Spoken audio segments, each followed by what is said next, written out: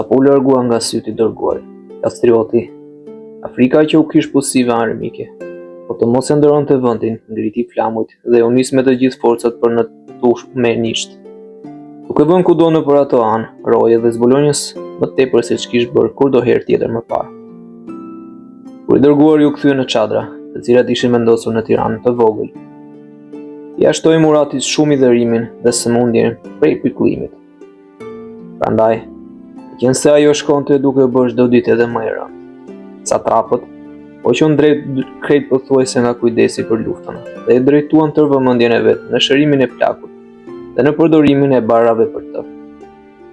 Por për një sëmundje si ajo, që si dije me siguri, asnjë barr nuk duket më i mirë se sa fjalët, sepse e keqja që i kishte trënguar. Nga mosdurimi i pikëllimit, vetëm me ngushëllime të përshtatura mund të lehtësonte dhe vetëm me ndonjë kënaqësi të re mund të mjekoj.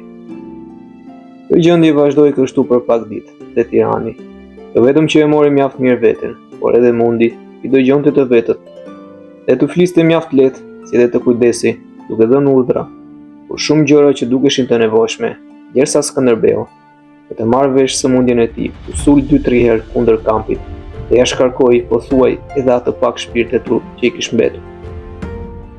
Sulmi i parë dhe i dytë i këtij nuk i shkaktoi edhe aq gjak, dhe as që ngjau ndonjë gjë. E denj për të përmendur, sepse barbarët e ruanin me shumë kujdes kampin dhe kishin hall më tepër të mbronin veten sesa të ngacmonin të tjerë. Kjo gjë ndezi edhe më keq Skënderbeun dhe ka tjetër boj fare.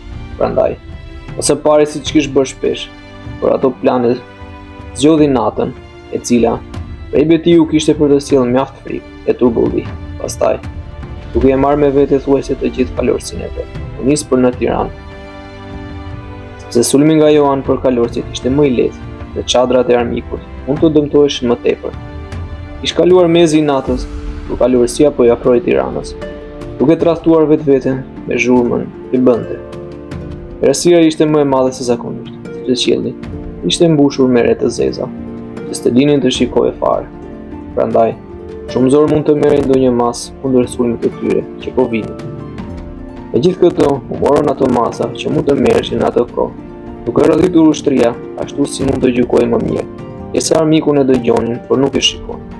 Kjo gjendje e kohës nuk ishte më pak e papulitshme dhe e rrezikshme as për tanët. Dhe sado që zakonisht guximin e kanë më të madh ata që hidhen në sulm se sa ata që e presin.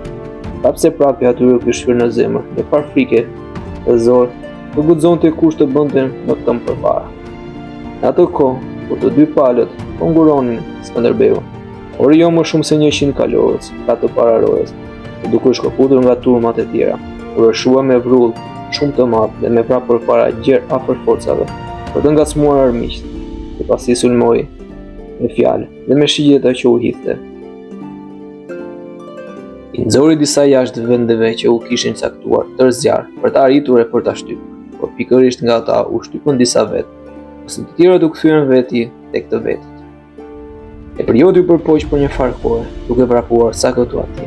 Ti gabonte dhe ti bënte të hidhnin kundër tij, urma më të mëdha. Por kur e pa se ku apo shkonte me këtë shpresë të kotë, kur buri re, se errësira e natës po zhduke për pak nga dita që po afroi, thye tek të vetët.